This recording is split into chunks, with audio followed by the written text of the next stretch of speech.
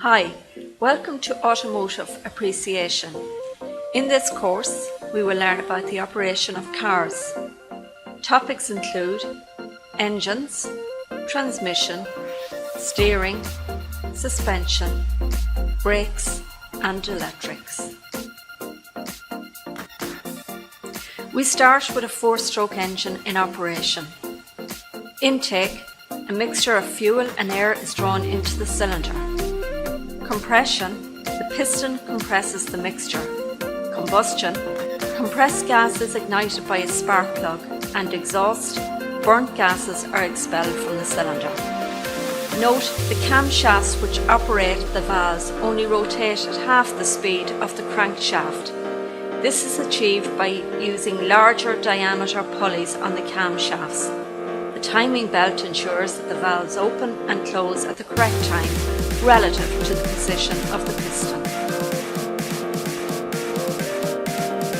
We take a look at the engine components.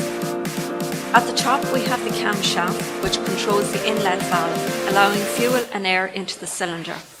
The block houses the main components of the engine and is cooled by the water jacket. Oil is stored in the sump and is used to lubricate the engine. The crankshaft is supported by bearings at the bottom of the engine.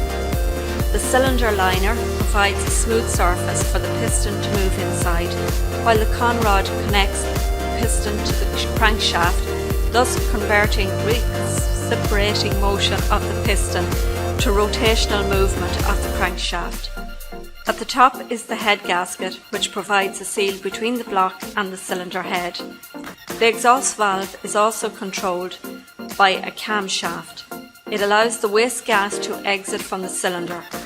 Finally, at the tip of the spark plug, the high voltage electricity jumps across the gap and ignites the fuel.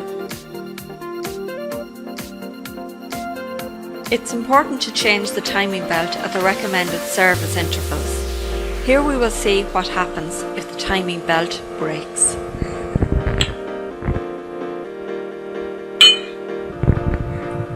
That's an expensive repair. We must remember a 4-stroke engine only provides power on the combustion stroke. The other 3 strokes actually take power from the engine. To account for this intermittent supply of power, it is normal to have a number of cylinders in the same engine. In this case, a 4-cylinder engine. All cylinders will have staggered combustion strokes. For this engine, the firing order is 1, 3, 4, 2. This firing sequence is used to reduce the engine vibration. A flywheel is attached to the end of the crankshaft to reduce pulsations and vibrations.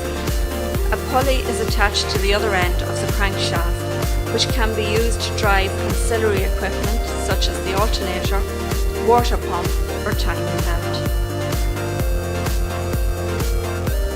Chapter 2: Transmission. To allow safe operation of the engine, it is necessary to separate the drive from the driven wheels. This is achieved with the clutch. The clutch is attached to the flywheel and it allows connection and disconnection of the crankshaft output. The driven plate is sandwiched between the flywheel and the pressure plate. When the clutch is pressed, the release bearing moves and the driven plate travels along the splint shaft away from the flywheel, allowing the driven plate to rotate independently of the flywheel.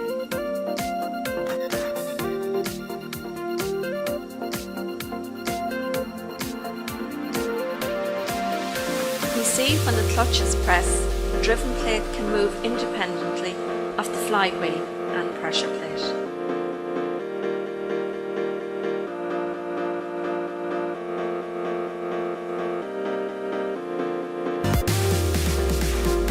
A gearbox is used to vary the shaft torque depending on driving conditions.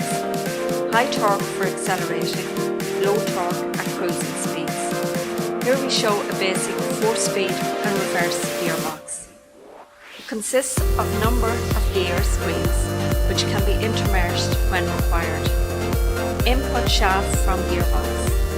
At the bottom is the lay shaft, which transmits power through the gears, a small pinion for reverse, and an output shaft connects to the driven wheels.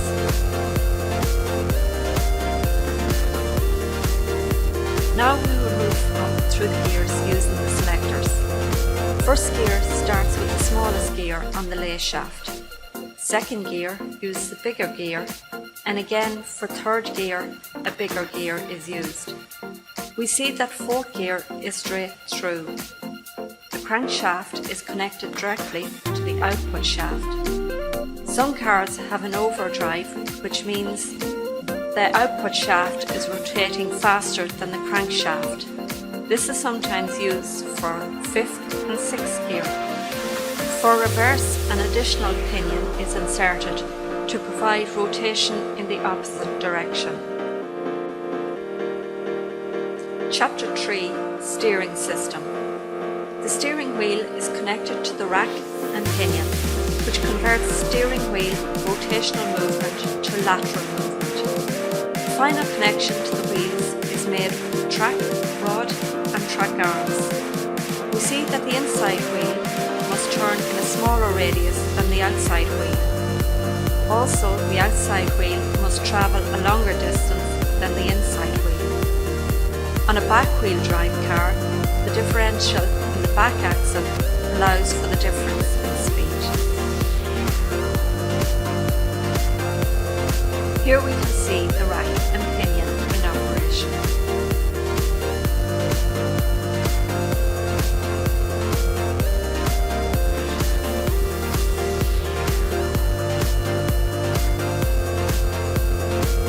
Chapter 4: Suspension System.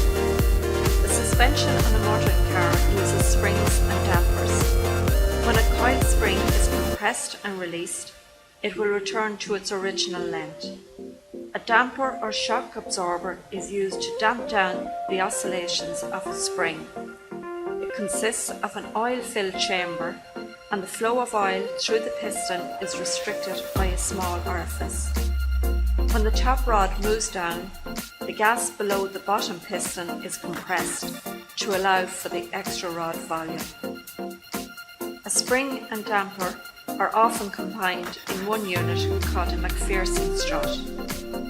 Here we see the McPherson strut in operation.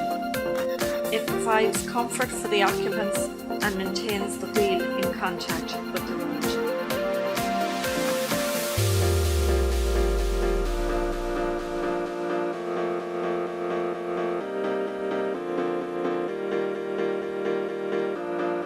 When a car is moving, it is important to have a safe, reliable means of slowing it down and stopping it in an emergency.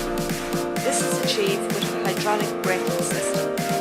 The disc is attached to the wheel and the brake pads are accommodated in the calipers.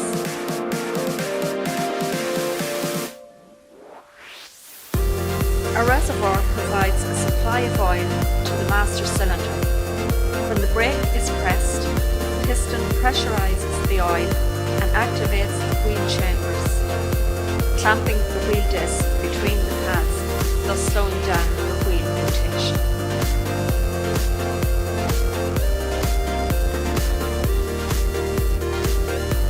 Chapter 6: Electrics.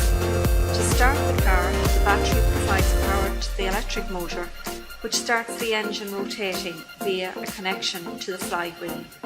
When the engine is running, the alternator driven by the crankshaft ensures that the battery is maintained in a fully charged state. Power from the battery is used for various electrical systems. Fuses provide a protection for each individual circuit and switches allow current to flow. When we start the engine, a pinion on the starter moves forward and engages with the ring gear on the flywheel. Now the alternator supplies power to the battery and electrical circuits, and switches allow current to flow.